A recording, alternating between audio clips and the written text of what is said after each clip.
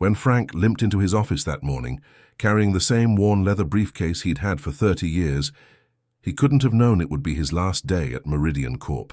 The words his young boss spoke, "We need someone more energetic," hit harder than any shrapnel ever had, but Frank just nodded quietly, the same way he'd learned to stay calm while disarming explosives in the dense Vietnamese jungle. For 3 decades he'd kept his past classified, never mentioning the hundreds of lives he'd saved or the Purple Heart gathering dust in his drawer. Now at 63, they said he was too slow, too careful, too old, but they didn't know about the minefield he'd cleared during the monsoon season of '69, or how he'd carried his wounded captain through enemy territory for 2 days straight. As his boss smirked from behind his mahogany desk, Frank remembered another smirk from long ago, right before he proved everyone wrong. What would happen when they discovered their outdated employee had once been the most decorated bomb disposal expert in Southeast Asia? If you love stories of unsung heroes and second chances, please subscribe to our channel now so you don't miss any heartwarming stories.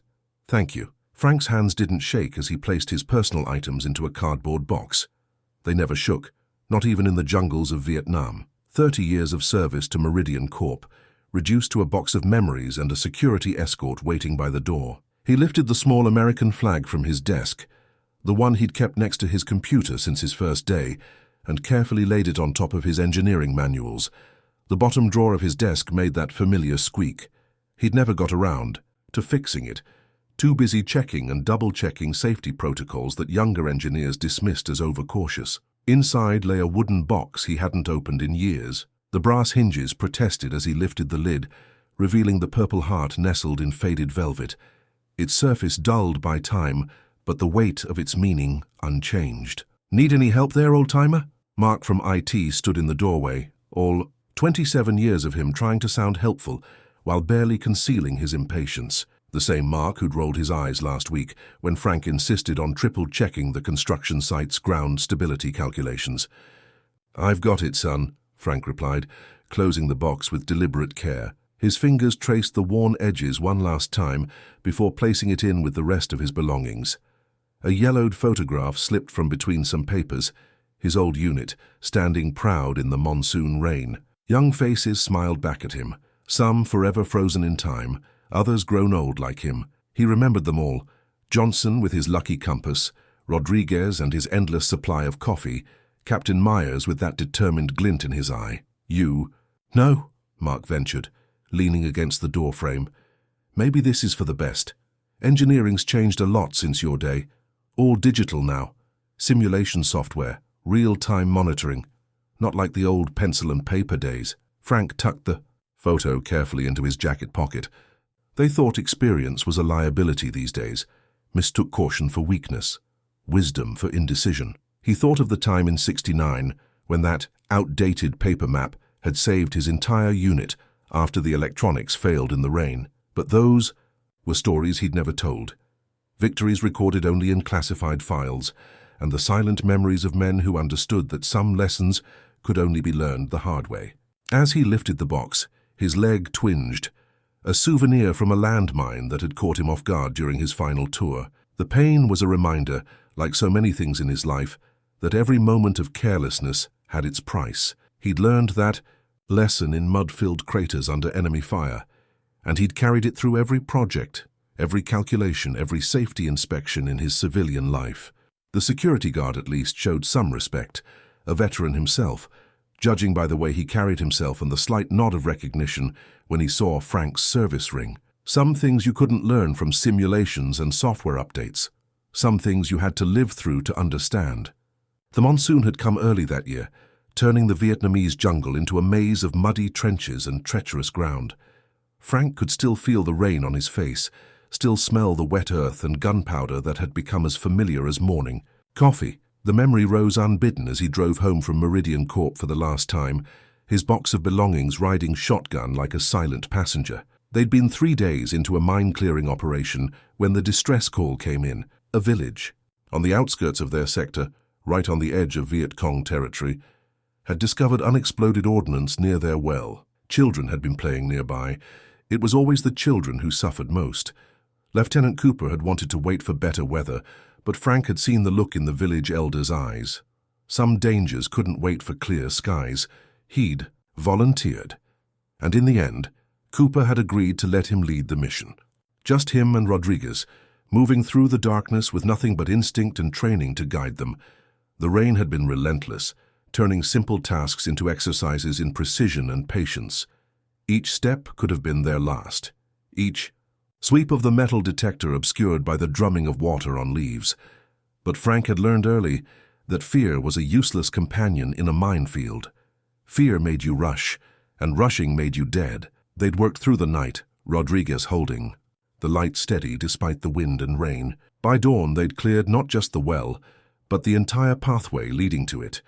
7 mines removed, each one a potential tragedy averted. The village elder had pressed a carved wooden bird into Frank's hands afterward, a charm for protection, he'd said through the interpreter. That bird still sat on Frank's mantle, a reminder that sometimes the most important victories were the ones that never made headlines. The memory faded as Frank pulled into his apartment complex's parking lot, the same complex he'd lived in for 20 years, watching it slowly fill with younger families, while his neighbors from the early days moved on to retirement communities or children's spare rooms. He'd stayed, partly out of habit, partly because change had never been his strong suit, unless it was necessary for survival. His apartment greeted him with familiar silence, the same silence that had welcomed him home after Sarah's passing 15 years ago. They'd never had children, Sarah's health had made that impossible, but they'd built a life together, one filled with small joys and quiet understanding.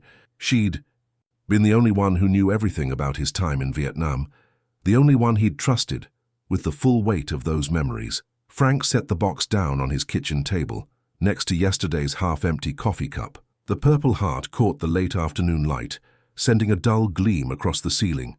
In Vietnam, they'd learned to work in any light, any weather. Maybe that's what the young ones didn't understand. Adaptation wasn't about throwing away experience, it was about building upon it. The evening stretched before Frank like an empty field.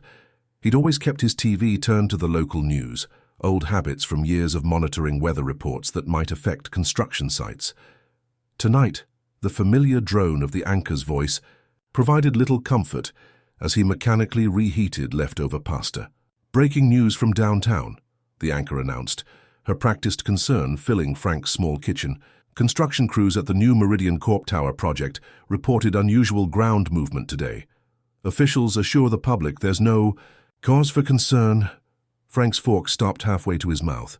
Ground movement. He'd warned them about this 3 weeks ago when he'd reviewed the soil stability reports. The construction site sat on what used to be marshland, filled in during the 1960s. His calculations had shown potential cavity formations beneath the surface, exactly the kind of thing that had claimed more than one American tank in Vietnam. He moved to his desk, pulling out his copy of the stability report he'd submitted before today. The numbers hadn't changed, but now they seemed to scream their warning even louder. Page after page of calculations and historical data, all pointing to the same conclusion. They were building on unstable ground. His phone sat on the desk, silent and accusatory. One call to James Morton, his former boss, might make a difference. But would they listen? The same people who'd dismissed 3 decades of experience as obsolete thinking probably wouldn't welcome his input now. The TV droned on, switching to footage of the construction site. Frank's trained eye caught details the camera crew probably missed. The slight tilt of the temporary fencing, the way the ground near the southeastern corner seemed to dip. It reminded him of the way Vietnamese soil would settle differently, after heavy rains, creating invisible pockets of danger beneath seemingly solid ground. In other news, the anchor moved on, but Frank couldn't. He pulled up his email on his old laptop, the one Sarah had insisted he learn to use before she passed. His final report was still there, along with Morton's dismissive response. "Our software simulations show acceptable risk levels. No need for additional testing.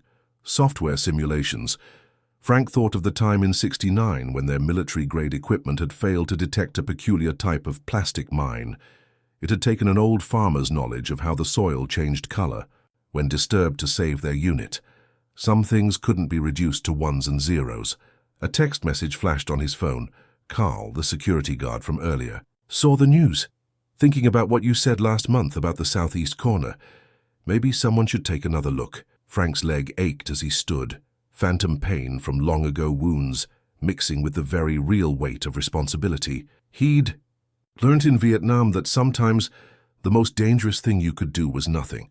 The question was, would anyone listen to an outdated engineer who still believed in trusting his eyes and experience over computer models? He glanced at the carved wooden bird on his mantle, remembering the village elder's words translated. So long ago.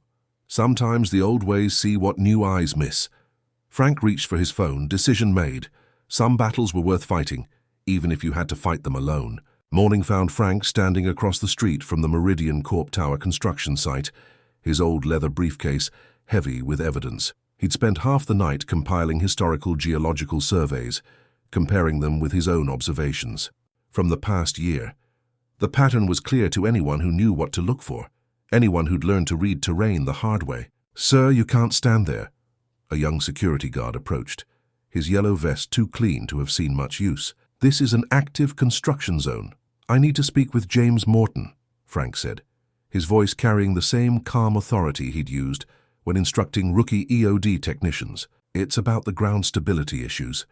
Mr. Morton's not taking visitors, especially not—" The guard hesitated, clearly noting Frank's age and lack of official credentials. "Look, if you have concerns, you can submit them through proper channels." "Proper channels," Frank muttered. In Vietnam, proper channels had once delayed critical intelligence until 3 men died. He'd sworn never to let bureaucracy stand between people and their safety again. A familiar face emerged from the site office, Mark from IT, tablet in hand, looking harried. His eyes widened when he saw Frank. "What are you doing here? Come to complain about your retirement package?" "Mark, listen to me. The southeastern corner is perfectly fine according to our latest scans," Mark interrupted, tapping his tablet. "Look, Frank, I know it's hard to accept change, but our systems are state-of-the-art. They're designed to detect any anomalies, like the anomaly I'm seeing right there." Frank pointed to where the temporary fencing had tilted another few degrees since last night. "Your systems might be state-of-the-art, but they're only as good as the people interpreting the data." A young woman with a press badge had stopped nearby, openly listening to their exchange. Her dark eyes moved between Frank and Mark, sensing a story. "I'm calling security," Mark threatened, reaching for his phone. "Already here," the guard reminded him awkwardly. The reporter stepped forward. "Excuse me, but did I hear you mention ground stability issues?" She pulled out a small recorder. "I'm Sarah Chen from the Metro Daily. We've been investigating complaints from nearby buildings about unusual settlement patterns." Mark's face reddened. "No comment." "And you," he pointed at Frank, "need to leave before we press charges for harassment." But Frank saw something in Sarah Chen's eyes, the same sharp intelligence he'd recognized in good officers, people who knew when to look beyond official statements. He reached into his briefcase, pulling out his report. "Everything you need to know is in here, Ms. Chen, including the warnings I submitted 3 weeks ago." "You can't share proprietary information," Mark sputtered. "Public safety concerns override proprietary rights," Frank replied, remembering similar words from his military days. "Sometimes the biggest risk isn't what's happening underground, it's what happens when people ignore the warnings." Sarah took the report, her eyes scanning the first page with professional speed. "This is comprehensive. Would you be willing to discuss this on record, Mr. Frank Garrison?" And yes, I would. Because some lessons I learned in Vietnam about ground stability and human stubbornness might just save lives here. As if to punctuate his words, a low rumble emerged from the construction site, followed by shouts of alarm. The fence in the southeastern corner was no longer just tilting, it was sinking. The monsoon season of '69 had taught Frank more about ground stability than any engineering course ever could. As he sat in Sarah Chen's small office at the Metro Daily, watching her pore over his documentation, those memories surfaced with crystalline clarity. They'd been tasked with clearing a supply route through territory that had seen heavy bombing.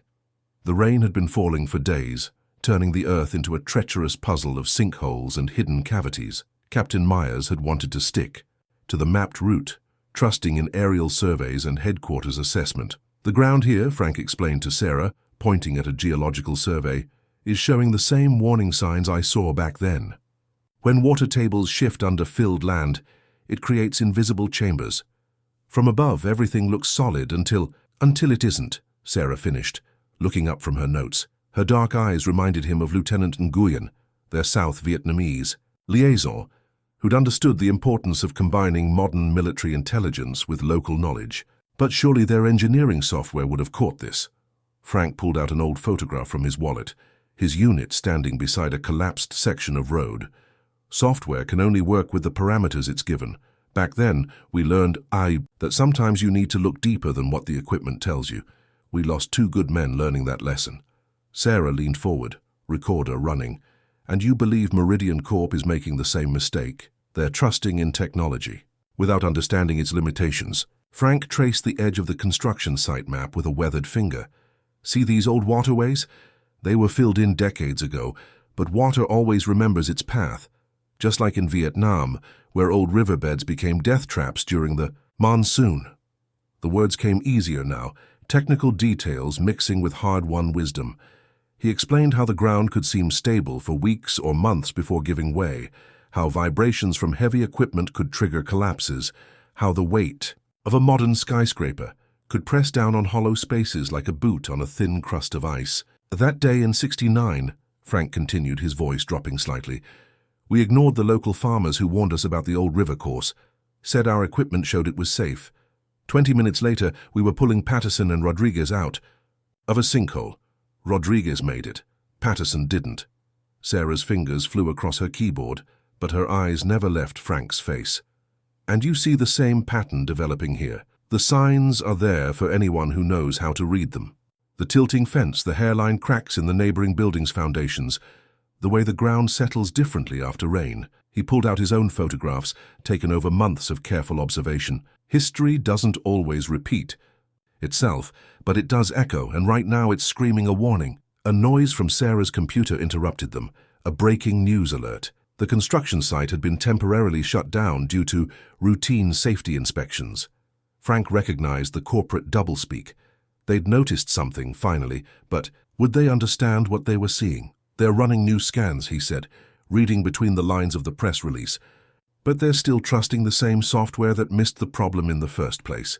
Sarah studied him for a moment, journalist's instincts clearly at work. Mr. Garrison, what exactly happened to you in Vietnam? Your knowledge seems to go beyond standard military engineering training.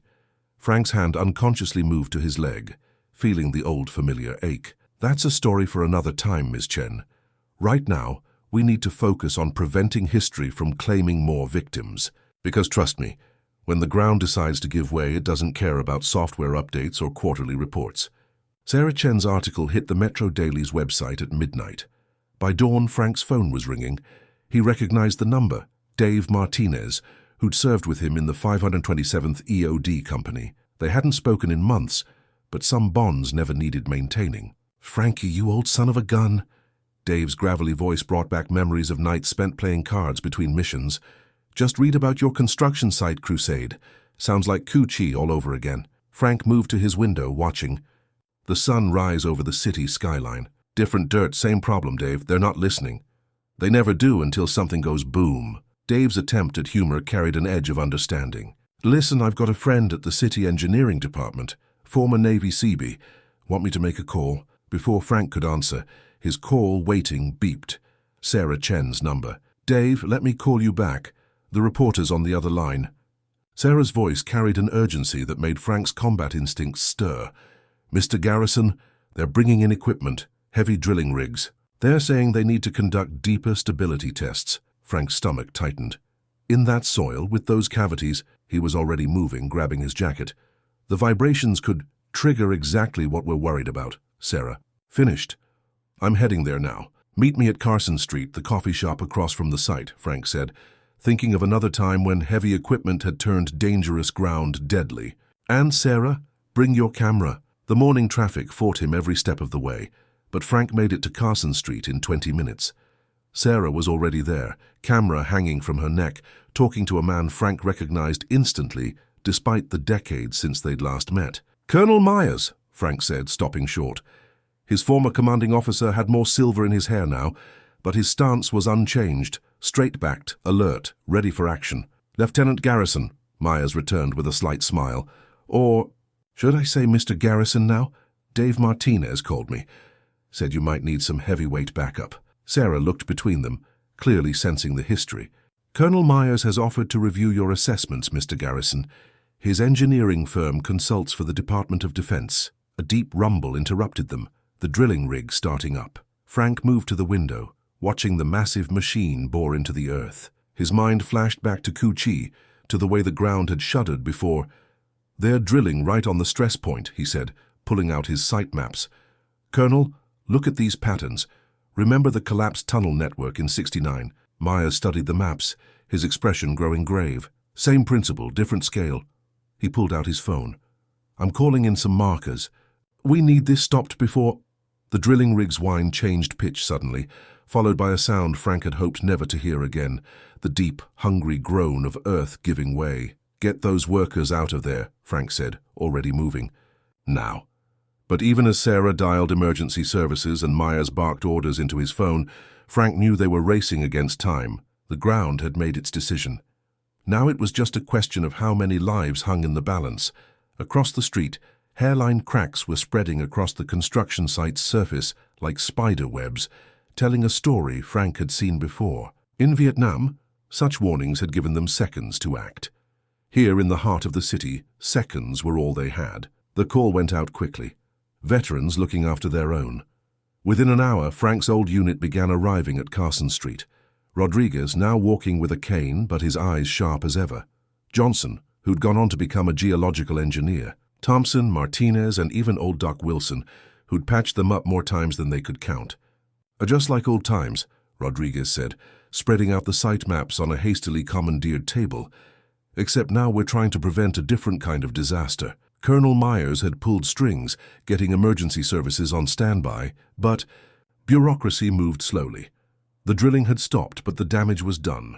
Monitoring equipment showed expanding instability beneath the surface. "Look at these readings," Johnson said, his tablet displaying real-time data from sensors they'd managed to place. "The cavity network is larger than they thought.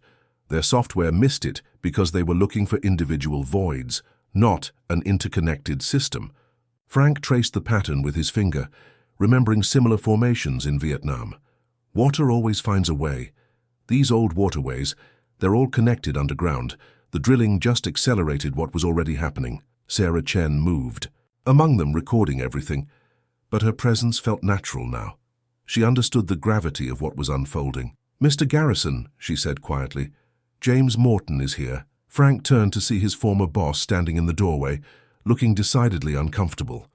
The younger man's usual confidence had evaporated, replaced by something approaching fear. "Frank," Morton said, stepping forward, "our new scans, they're showing significant subsurface deterioration. The project engineers are saying we need to evacuate the surrounding buildings, but they can't agree on the safe radius." "And now they want the old-timer's opinion?" Rodriguez muttered, but Frank held up a hand. "Show me the latest data," he said, pushing aside personal feelings. Lives were at stake. Morton handed over his tablet, and Frank felt the familiar focus descend.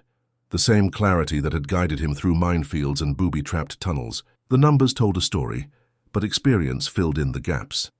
"These buildings," he said, marking points on the map, "all of them within 2 blocks. The cavity system is spreading along the old waterway paths. When this goes, not if, when, it'll follow the path of least resistance." "That's nearly 1,000 people," Morton said, face paling. "Then we better start moving them," Colonel Myers stated flatly. "Frank, what's our timeline?" Frank closed his eyes, feeling the subtle vibrations through his feet. In Vietnam, he'd learned to read the earth this way, to sense its movements and moods. Hours, maybe less. The rain last week saturated everything. These readings show increasing water flow through the cavity system. "I'll call for immediate evacuation," Morton said, reaching for his phone.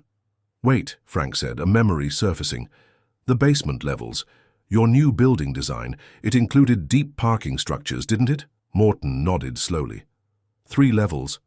Why? Because those excavations would have created natural collection points for groundwater.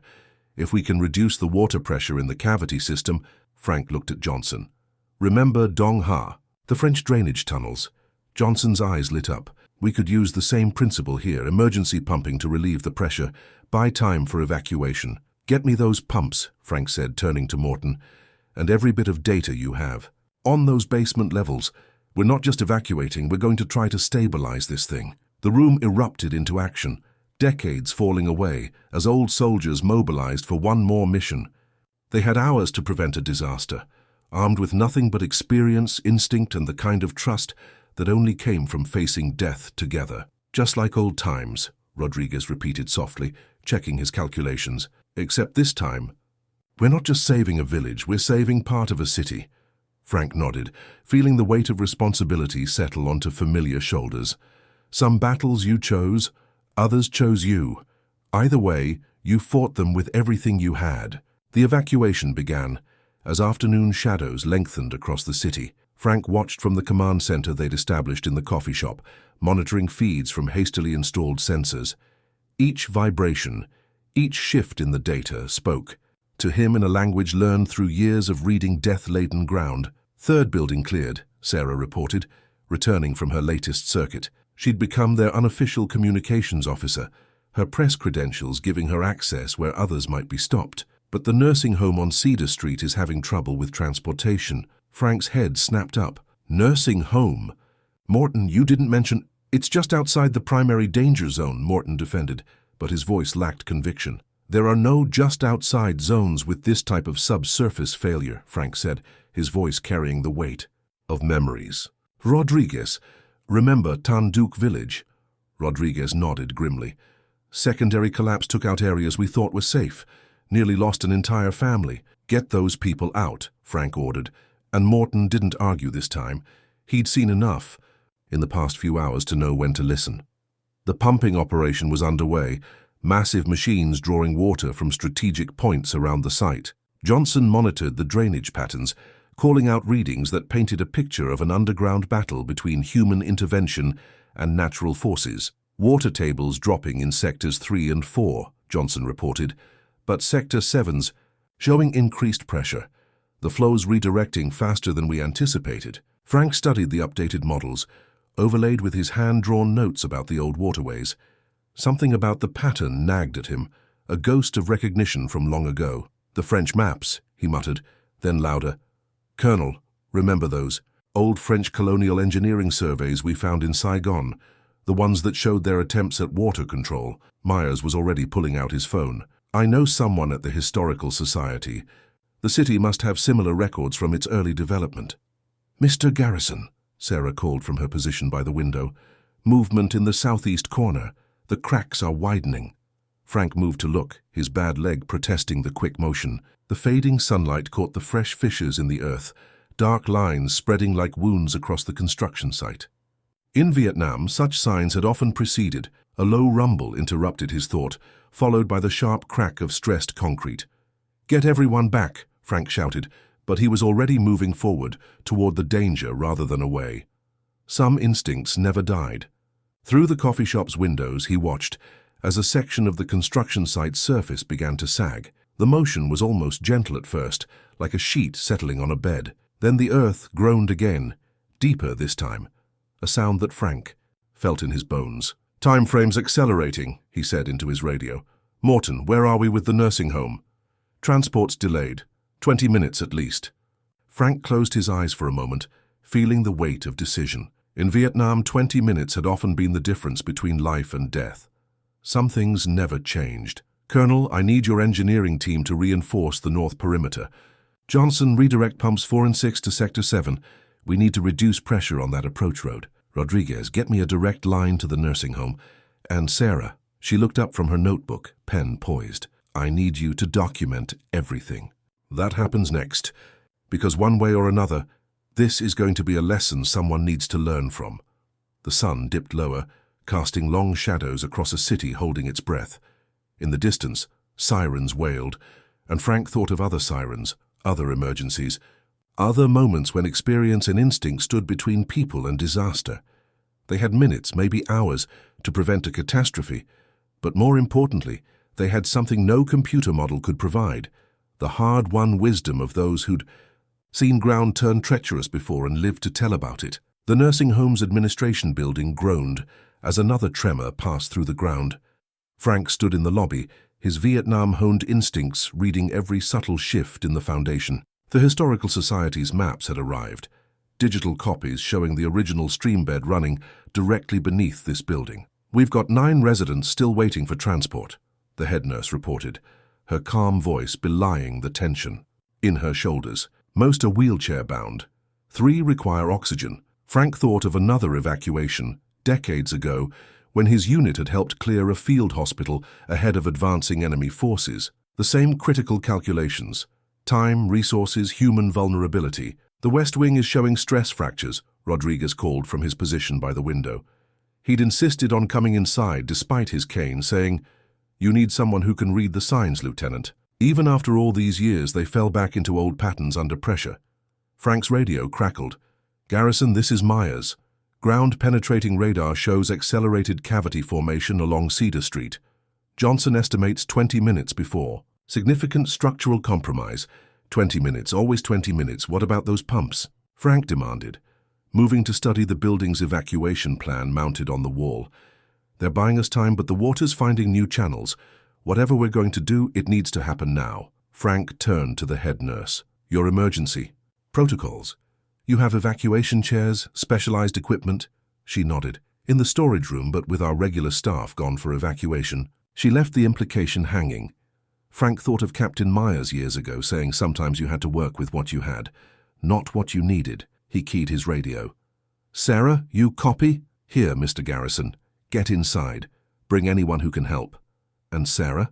"Make sure they understand what they're walking into." Within minutes, Sarah arrived with a group of unexpected volunteers, construction workers from the Meridian site, led by Mark from IT. The young man looked different now, his earlier arrogance replaced by determined focus. "Frank," Mark said, "tell us what you need." "Evacuation chairs, oxygen tanks, and steady hands," Frank replied, noting how the floor's slight tilt had increased. "And we need them now." They worked with practiced efficiency, as if they'd trained for this moment. Frank coordinated from the lobby, reading the building's movements like he once read mined terrain. Each tremor told a story, each creak warned of potential failure points. "Like Dongha," Rodriguez murmured, as they guided another resident toward the exit. "Remember, when we had to clear that hospital?" Frank remembered. They'd had 20 minutes then too. Had made it with seconds to spare before the artillery started. A violent shudder ran through the building. Plaster dust rained from the ceiling. "West." "Wings going," someone shouted. 3 more residents, the head nurse reported. "Room 112, Frank's legs screamed as he moved toward the threatened section. The floor beneath him felt like the deck of a ship in heavy seas, but his steps were sure. Muscle memory from countless dangerous moments guided him. "Mark, with me," he ordered. The young IT specialist followed without hesitation. Room 112 held. An elderly couple and a man on oxygen. The woman looked up as they entered, her hand clasped tightly in her husband's. "Just like the war," she said with surprising calm. "I was a nurse in Vietnam." Frank's heart skipped a beat. In her eyes he saw the same steady courage he'd witnessed in field hospitals and evacuation zones. "Then you know the drill, ma'am," he said, helping her into an evacuation chair while Mark handled the oxygen equipment. "We move fast, we move careful, and we leave no one behind." Another tremor, stronger this time. The building's frame groaned in protest. "Johnson reports major subsidence starting," his radio warned. "You've got 5 minutes, tops." Frank looked at the former nurse, her husband, and the man with oxygen. 3 lives, 5 minutes. The math was simple, the execution anything but. "Mark, take point with the oxygen. Rodriguez, rear guard, we move as one unit." His voice carried the same authority it had in combat zones. "Ladies and gentlemen, this is going to be a bit rough, but I promise you, we've done harder things, in worse places." The former nurse managed a smile. "Lead the way, soldier." As they began their careful but urgent withdrawal, Frank felt the building's subtle shifts beneath his feet. Like in the minefields, every step mattered. Every decision counted. And just like then, the only way out was through. The final evacuation from the nursing home had taken them 4 minutes and 37 seconds. Now, standing in the command center as midnight approached, Frank watched the monitors with the same intensity he'd once watched for tripwires in the dark. "Ground-penetrating radar showing major shifts in sectors 5 through 8, Johnson reported, his fingers dancing across multiple keyboards. "The pumps are keeping up, but barely." Colonel Myers stood at Frank's shoulder, both men studying. The real-time data feeds. Like that night in Quang Tri, Myers said quietly, when the monsoon nearly took out the firebase. Except this time we've got better equipment and worse terrain, Frank replied. The urban environment complicated everything. Underground utilities, building foundations, the weight of structures pressing down on weakened soil. Sarah Chen had set up a makeshift media center in one corner, coordinating with other news outlets while maintaining her own documentation. "Mr. Garrison," she called out, "city officials are asking for a statement about the ongoing risk." Before Frank could respond, James Morton burst into the room. The young executive's expensive suit was dirty now, his face showing the strain of the past 18 hours. "The board is demanding answers," he said, running a hand through disheveled hair. "They're talking about lawsuits, insurance, stock prices. They should be talking about lives saved," Rodriguez interrupted from his station. "About why they ignored warnings that could have prevented this." Morton's shoulders slumped. "You're right, you were all right. I didn't want to believe that our modern methods could miss something so fundamental. Technology is a tool, not a replacement for experience," Frank said, remembering similar conversations with young officers who trusted too much in their equipment. "The ground doesn't care about your software models or your quarterly reports. It follows its own rules." Warning tone from Johnson's station interrupted them. "Major pressure spike in Sector 3. The cavity network is expanding faster than predicted." Frank moved to the displays, reading the patterns like a language he'd learned in blood and mud decades ago. "The old stream bed is acting like a conduit. Water's flowing along the path of least resistance, creating new voids as it goes." "Can the pumps handle it?" Myers asked. Frank traced the subsurface flow patterns with a weathered finger. "Not like this. We need to change the game." He turned to Morton. "Those construction barriers you've got stockpiled, the heavy concrete ones, how fast can you move them?" Morton blinked. "We've got crews and equipment standing by, but get them ready," Frank ordered, his mind racing through calculations learned in combat engineering courses and refined in the field. "Johnson, show me the stress patterns again." The displays painted a picture of underground forces at war with human intervention. Frank saw it then, the solution hidden in the chaos, just like that night in Quang Tri, when they'd saved the firebase by redirecting the flood. "Here, here, and here," he said, marking points on the map. "We create artificial barriers, force the water to flow where we want it. The pumps can handle the volume if we control the direction." Like a controlled demolition in reverse, Myers nodded, understanding immediately. "We're not just fighting the water, we're using it." Morton was already on his phone, mobilizing resources. Sarah moved closer, her recorder running, capturing a moment of engineering history in the making. "It's going to be close," Frank warned, feeling the subtle vibrations through his feet that spoke of Earth in motion. "We'll need perfect coordination, perfect timing. Just like the old days then." Rodriguez smiled grimly. Frank looked around the room at the veterans who'd come when called, at the young professionals learning hard lessons about the limits of technology, at Sarah documenting.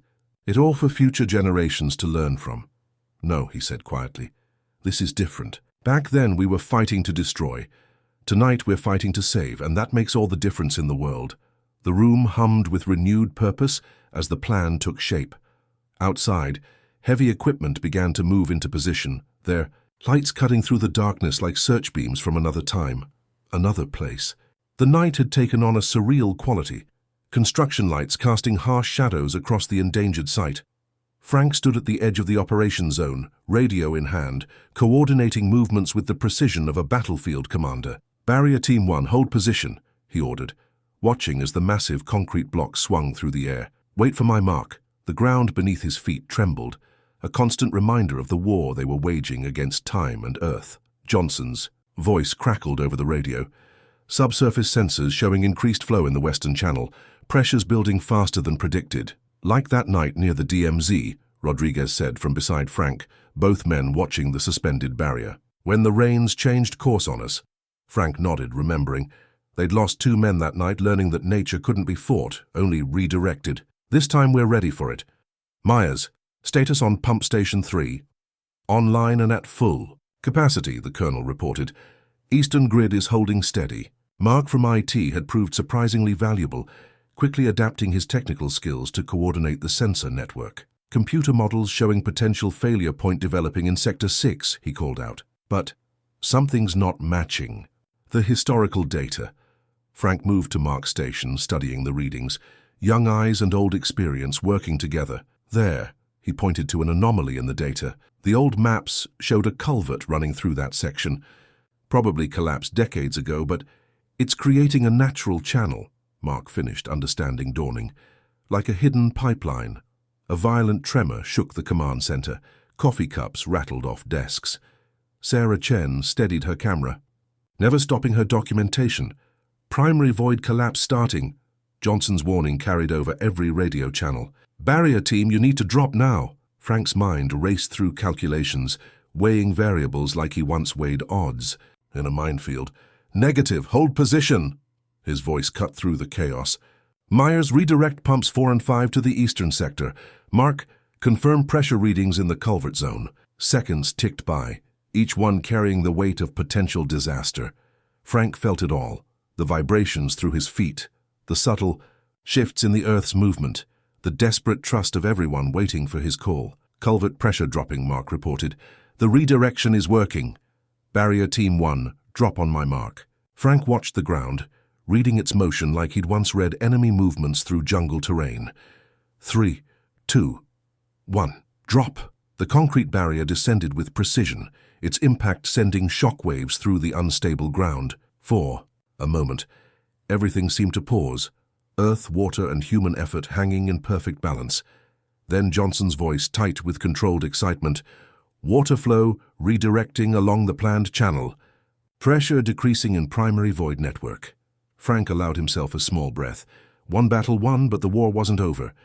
Second barrier team, move into position. Mark, keep those sensors focused on the culvert zone. Myers, prepare to increase. Pump capacity on my signal. Sarah appeared at his elbow, voice recorder extended. Mr. Garrison, you just prevented a major collapse. How did you know the timing would work? Frank thought of all the times in Vietnam when knowledge had meant the difference between life and death. Because some lessons you learn with your bones, he said quietly. And the earth always tells you what it's going to do if you know how to listen. Another tremor rolled through, but different this time. The shudder of Earth settling rather than failing. Frank recognized the change immediately, just as he'd learned to distinguish between the vibrations of friendly and enemy helicopters. Johnson, confirm readings on sectors 3 through 8. Stabilizing, sir. The barrier system is working. We're actually seeing pressure decrease across the entire grid. Around them, the night continued its slow transformation into dawn. Equipment lights mixed with the first grey hints of morning, illuminating faces both exhausted and hopeful. But Frank knew better than to celebrate too early. In Vietnam, the quiet moments had often preceded the worst surprises. Keep the pumps running, he ordered, and get me a complete structural analysis of every building within 2 blocks. We're not done yet. The weight of command settled familiar on his shoulders as he moved to study the latest data. Some battles ended quick and clean. Others, like this one, had to be won inch by inch, hour by hour, until the ground itself surrendered its deadly secrets. Dawn broke over a transformed landscape. The construction site, once a symbol of progress, now resembled a battlefield. Heavy equipment positioned like artillery pieces, concrete barriers creating strategic lines of defense, pumps working tirelessly to control the invisible enemy beneath their feet. Frank stood at the command center window, watching the sun paint the sky in shades of pink and gold. His leg ached fiercely after hours of constant movement, but he'd learned long ago to push past physical discomfort when lives were at stake. Final structural reports coming in, Rodriguez announced, his voice hoarse from a night of continuous coordination. No major damage to surrounding buildings, the barrier system held. Sarah Chen approached, her camera hanging unused around her neck for the first time in hours. Mr. Garrison, my editor's asking for a final statement. The city's calling this a miracle. 0 casualties, minimal property damage. No miracle, Frank replied, thinking of all the factors that had come together. Experience, technology, teamwork, and the hard-earned wisdom of those who'd faced similar challenges in different wars. Just good people doing their jobs, and others willing to listen before it was too late. James Morton entered the command center, looking like he'd aged years in a single night. The board is meeting in an hour. They want you there, Frank, all of you, actually. He gestured to include the veterans who'd worked through the night. There's going to be changes, major ones. starting with a complete geological survey, Myers added, joining them, using both modern methods and historical analysis. The colonel's uniform shirt was dirty and wrinkled, but his bearing remained military precise.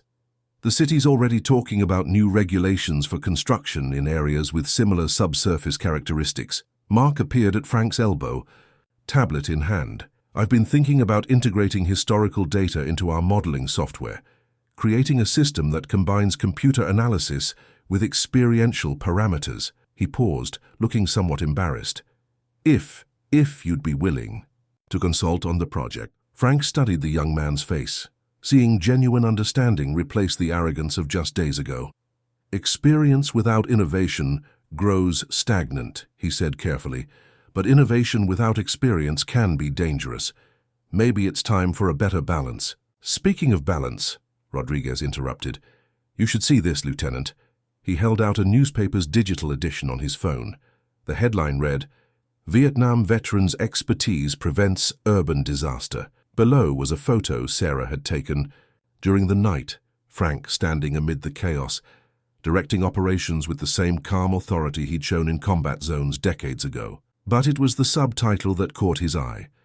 Age and experience trump modern methods in construction crisis. They got it wrong, Frank said quietly, thinking of Mark's suggestion about integration. It was never about old versus new. It was about understanding that some knowledge can only come through time and hard experience, while other knowledge needs the precision of modern technology. The trick is knowing when to use which. Sarah's recorder appeared again. Would you say that's the main lesson from all this? Frank looked around the command center, at the veterans who'd answered the call, at the young professionals who'd learned to look beyond their screens, at the evidence of cooperation between past and present. No, he said finally. The main lesson is simpler than that. It's about listening to the earth, to experience, to each other, because sometimes the difference between disaster and survival isn't about what you know, but about being willing to admit what you don't know. The room fell quiet, morning light streaming through windows that had witnessed a night of near disaster transformed into triumph. Outside, crews were already beginning the cleanup, preparing for the next phase of work that would ensure this kind of crisis wouldn't happen again. You know, Rodriguez said, breaking the silence, this reminds me of something Captain Myers used to say back in '69 about how the real victory isn't in winning the battle, it's in learning from it, Myers finished, smiling slightly. Some lessons never get old, do they, Frank? Frank thought of all the battles he'd fought, against enemy forces, against time, against the prejudices of those who thought age meant obsolescence. Each one had taught him something, added another layer to the wisdom he'd carried forward. No, he agreed, watching the city wake up to a danger it had never known it faced. They just get more important with time. 1 week after the crisis, Frank sat in a conference room at Meridian Corp's headquarters, surrounded by faces both familiar and new. The board members occupied one side of the massive table, their expressions a mix of contrition and calculation. On Frank's side sat his team, the veterans who'd helped save the city, along with Mark and several younger engineers. The preliminary report is clear, Morton said, standing at the head of the table. The young executive had changed in the past week, humility tempering his former brashness. Our reliance on purely technological solutions, while ignoring human experience and historical data, nearly led to catastrophe. The board has unanimously voted for a complete overhaul of our safety protocols. Frank watched the proceedings quietly, his mind drifting to another briefing room decades ago, where young officers had learned costly lessons about the limits of their training. Sarah Chen sat near the back, still documenting everything, her presence now a familiar constant. Mr. Garrison, the board chairman spoke, his voice carrying the weight of authority and accountability. We'd like to offer you a position as senior safety consultant, with full authority to implement a new integrated approach to project assessment. Your experience combined with our technology could prevent similar incidents across all our operations. The room fell silent, waiting for his response. Frank thought of the past week, the media interviews, the congratulations, the sudden respect from those who'd once dismissed him as obsolete. But more importantly, he thought of the quiet conversations with Mark and the other young engineers, their genuine desire to learn from what had happened. On one condition, Frank said, his voice clear and steady, This isn't about one person's experience. It's about building bridges between past and present, between different kinds of knowledge. He gestured to his team. These men, every one of them, has valuable experience to share. And these young engineers have technological expertise we never dreamed of in our day. I'll take the position, but only if we create a true partnership. Between generations. Rodriguez grinned from his seat. Still fighting for the whole unit, Lieutenant? Always, Frank replied, then turned back to the board. We need a comprehensive program, training exchanges, mentorship opportunities, regular reviews of historical data alongside modern analytics. And most importantly, we need to create an environment where questioning assumptions, all assumptions, is encouraged. The chairman nodded slowly. What you're suggesting goes beyond just Meridian Corp. This could become a model for the entire industry. It already is, Sarah spoke up from her corner. My series on the crisis has gone national. Companies across the country are reaching out, asking about your methods, your integration of experience and technology. Mark cleared his throat. We've already started developing new software that incorporates historical data and experiential parameters. The preliminary results are impressive. He smiled slightly. Turns out there's no algorithm that can replace 40 years of ground-level experience, but there are ways to help that experience work better with modern tools. Frank felt a familiar warmth in his chest, the same feeling he'd had watching young soldiers grow into capable leaders, learning to balance confidence with wisdom. That's what it's all about, he said quietly. Not replacing one kind of knowledge with another, but finding ways to make them work together. The chairman stood. Decision made. Mr. Garrison, how soon can you start? Frank looked around the room, at the veterans who'd stood with him through the crisis, at the young professionals eager to learn, at Sarah still documenting this new chapter in the story. His leg ached a bit as he stood, but it was a familiar pain, one that reminded him of all the paths that had led to this moment. I already have, he said simply. The real question is, are you ready to learn some lessons that don't come from computers? The chairman actually smiled. I think we've already learned the most important one, that sometimes the best way forward is to look back first. Outside the conference room windows, construction crews were already at work, implementing the new safety measures Frank's team had designed. The site that had nearly become a disaster was being transformed into something else, a testament to the power of combining old wisdom with new knowledge, of listening to voices that spoke from experience rather than just authority. You know, Rodriguez said as they left the meeting, this reminds me of something else we learned in Vietnam. Frank raised an eyebrow. What's that? Sometimes the best victories aren't the ones you win in battle. They're the ones you win afterward, when people finally start listening. Frank nodded, watching Mark gather a group of young engineers around one of Johnson's historical surveys. The future was taking shape before his eyes, not a future that belonged to either the old guard or the new, but one they would build together, each contributing their own kind of wisdom to the foundation.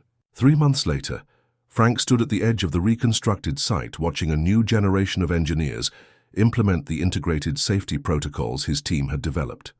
The morning sun caught the silver in his hair as he leaned slightly on his cane, a concession to age he'd finally accepted, just as he'd accepted that wisdom came in many forms. The new ground-penetrating radar array is online, Mark reported, joining him at the observation point. The young IT specialist had grown into his role as liaison between the traditional and technological aspects of their work. But Rodriguez insists on doing a physical walkthrough before we proceed with the next phase, Frank smiled. Smart man. The sensors can tell you what's happening underground, but sometimes you need to feel it through your boots. Sarah Chen approached, notebook in hand. She'd been documenting the changes at Meridian Corp for a follow-up series, tracking how the crisis had sparked an industry-wide reformation in safety practices. The nursing home residents want to thank you, she said. They're having a small ceremony next week. The lady who was a Vietnam nurse, she's organized it. Tell them thank you, Frank replied. But the ceremony should honor everyone involved. Every person who worked that night, young and old, played their part. A group of engineering students from the local university toured the site, part of a new program that combined classroom learning with veteran-led practical experience. Frank watched them gather around Colonel Myers, who was explaining how historical water flow patterns could indicate potential structural issues. It's changing, Mark observed. the whole industry. That night, it wasn't just about saving a few blocks of the city, was it? Frank thought about the changes he'd seen, not just in the construction industry, but in attitudes, in the way different generations had learned to work together. No, he said. It was about saving something more important. Knowledge that could have been lost, experience that could have been ignored. His phone buzzed. A message from Morton about the next board meeting. The young executive had become one of the strongest advocates for the new integrated approach, having learned firsthand the cost of dismissing experience. "You know what the students call you?" Sarah asked, a smile playing at her lips. "The bridge builder, not just because of the construction work, but because of how you've connected the old ways with the new." Frank watched a veteran supervisor working with a young engineer, both bent over a tablet displaying overlay maps of historical water tables and current sensor data. "Bridges go both ways," he said quietly. "The young teach the old as much as the old teach the young. That's how it should be." Rodriguez appeared, moving carefully with his cane, but his eyes sharp as ever as he surveyed the site. "Ground settling, naturally," he reported. "Just like we predicted. The old patterns holding true even with all the new technology confirming it." "Speaking of patterns," Mark added, "we've had inquiries from construction companies in 3 other cities. They all have similar historical water issues. They want to know about our integrated approach." Frank nodded, feeling the weight of future challenges and opportunities. "Then we'll show them, not just the technology, not just the experience, but how to bring them together." He paused, looking out over the site where disaster had been turned into opportunity, because that's the real lesson in all of this. "What lesson is that?" Sarah asked, her recorder capturing his words. "That wisdom doesn't have an expiration date. That progress isn't about discarding the past, but building on it, and that sometimes the strongest foundations are built on understanding what came before." The morning sun climbed higher, casting long shadows across the construction site. In those shadows, Frank saw echoes of other days, other challenges, other lessons learned the hard way. But in the light, he saw something new. A future where experience and innovation worked together, where wisdom was measured not by years alone, but by the willingness to learn from every source. "You know," he said to no one in particular, "in Vietnam we had a saying, 'The old tiger knows the forest paths.'" "And now?" Mark asked. Frank smiled, watching the blend of old and young, of experience and innovation, of past and future coming together on the site before them. "Now we know that the forest needs both old tigers and new maps, because that's how we find our way forward together." On a crisp autumn morning, 6 months after the crisis, Frank stood before a packed auditorium at the National Engineering Safety Conference. The audience was a mix of industry veterans and young professionals, all eager to hear about the Meridian Miracle, as the media had dubbed it. "We're not here to talk about miracles," Frank began, his voice carrying the same quiet authority that had once guided men through minefields. "We're here to talk about respect. Respect for the ground beneath our feet, respect for the lessons of the past, and respect for the innovation of the future." In the front row, his team sat proudly, Rodriguez, Johnson, Myers, and the others who'd answered the call that night. Beside them sat Mark and his young engineers, their tablets displaying the new integrated software that had become an industry standard. Sarah Chen was there too, working on a book about how the near disaster had transformed construction safety practices across the country. "When I first came home from Vietnam," Frank continued, "I thought I was done fighting battles, done teaching young men how to read the earth, how to sense its dangers and respect its power." He paused, looking out over the audience. "I was wrong. Because some battles never end. They just change shape. And some lessons need to be taught again and again, generation after generation." The screens behind him displayed images from that night, the tilting fence, the emergency barriers, the teams of old and young working together to prevent catastrophe.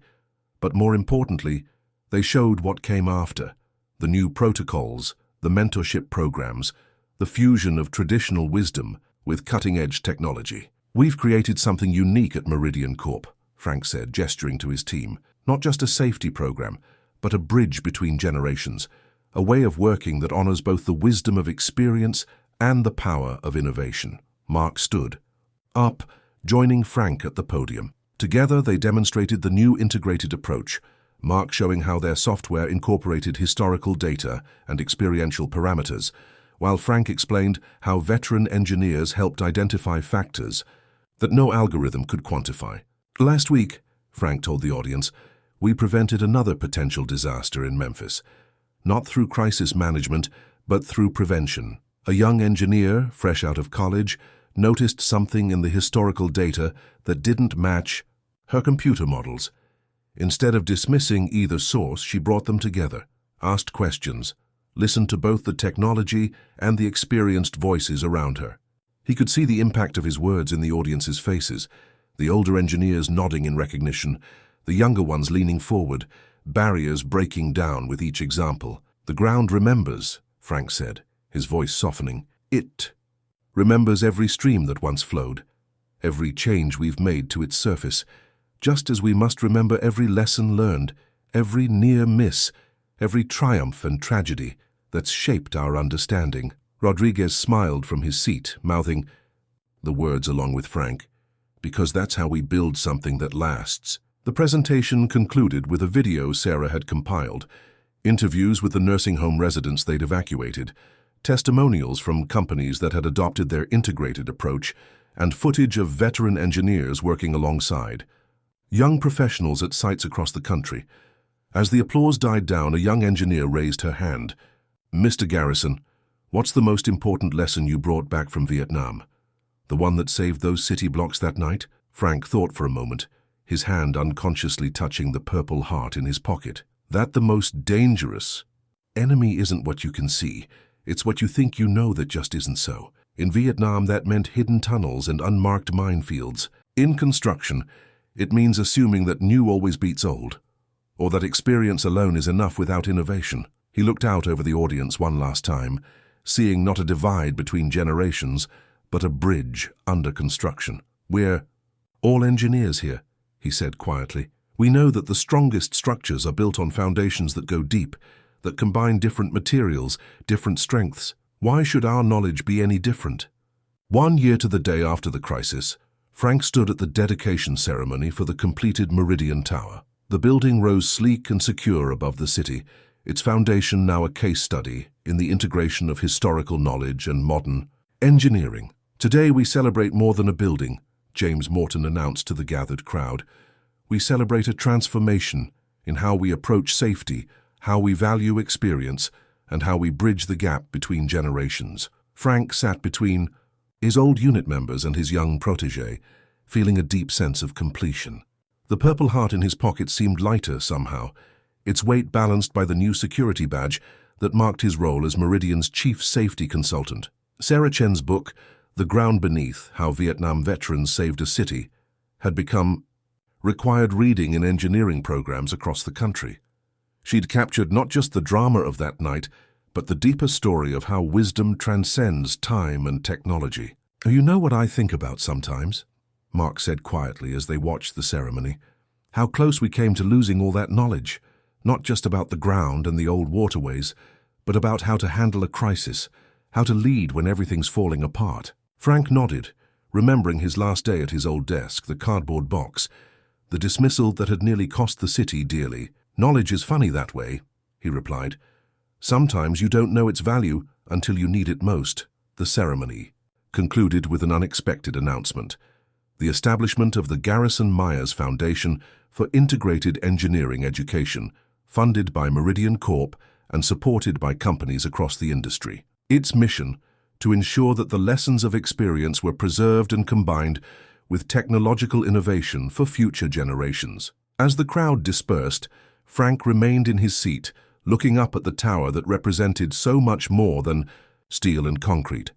Rodriguez settled into the chair beside him, both men comfortable in the silence of old soldiers who'd seen another mission through. Remember what Captain Myers used to say about legacy? Rodriguez asked finally. Frank smiled. That the best legacy isn't what you leave behind. It's what you pass on. They finished together.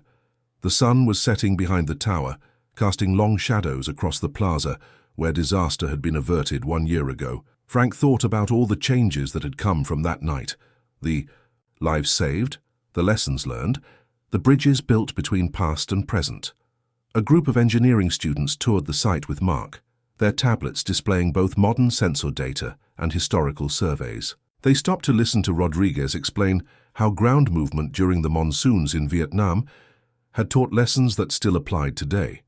"You know," Frank said, watching the interaction, "someone once asked me if I missed the excitement of those days in Vietnam, the feeling of making a difference." "And what did you tell them?"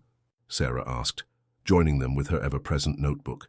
Frank gestured to the scene before them, young engineers learning from veterans, technology working hand in hand with experience, wisdom flowing between generations. "I told them I never stopped making a difference. The battlefield just changed." As twilight settled over the city, Frank thought about all the paths that had led him here, from the minefields of Vietnam to the corporate boardrooms, from being dismissed as obsolete to helping reshape an industry's approach to safety and knowledge. "Some battles," he said quietly, "are worth fighting twice." The tower stood strong against the darkening sky, its lights beginning to twinkle on like stars, built not just on concrete and steel, but on the foundation of combined wisdom, the hard-earned knowledge of the past, working in harmony with the innovations of the present. And in that moment, Frank knew that the real victory wasn't in the building that rose above them, but in the bridges they'd built between generations, between experience and innovation, between the lessons of yesterday and the challenges of tomorrow. Because some foundations run deeper than concrete. Some wisdom transcends time, and some battles, when fought for the right reasons, leave the world better than they found it. "Ready to head home, Lieutenant?" Rodriguez asked, rising slowly with his cane. Frank stood, feeling the familiar ache in his leg, but standing straight and proud. "Not lieutenant anymore, old friend, just a bridge builder now." And as they walked away from the tower that stood as testament to their legacy, Frank thought about all the young engineers who would carry their lessons forward, building on the foundations they'd laid, creating their own bridges between past and future. Because that's how wisdom grows. That's how knowledge survives. That's how the lessons of one generation become the strength of the next. And that, Frank knew, was the greatest victory of all.